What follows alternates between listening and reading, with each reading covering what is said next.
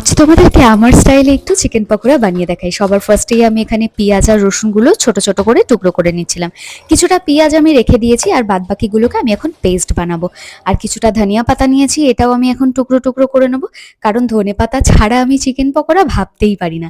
এইবার আর কি, একটা পাত্র নিয়ে তার মধ্যে সর্ষের তেল আর কিছুটা লঙ্কার গুঁড়ো ভালো করে আগে মিক্সড করে নিলাম।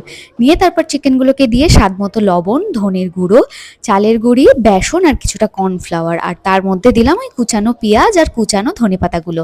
তারপরে যে হালকা করে পেস্ট করেছিলাম সেটা, প্লাস আরও একটু কর্নফ্লাওয়ার, দেন একটু আদা বাটা তার মধ্যে দিয়ে দিলাম, আর স্বাদ মতো আবার লবণ দিয়ে তার মধ্যে একটা ডিম ফাটিয়ে দিলাম। দিয়ে একসাথে মেখে এবার চলো চিকেন পকোড়াটা বানানো যাক। তোমরা যদি চিকেনটা আগের দিন এনে ফ্রিজে রেখে দাও তাহলে বেশ ভালো হয়, বা চিকেন পকোড়াটা বানানোর প্রায় 1 ঘন্টা আগে যদি ম্যারিনেট করে সব মশলা মাখিয়ে রেখে দাও তাহলে টেস্ট আরও বেশি বাড়ে। যাই হোক, এবার আমি একটু চা বানিয়ে নিলাম। ভিডিওটা কেমন লাগলো অবশ্যই জানিও। ওকে, বাই।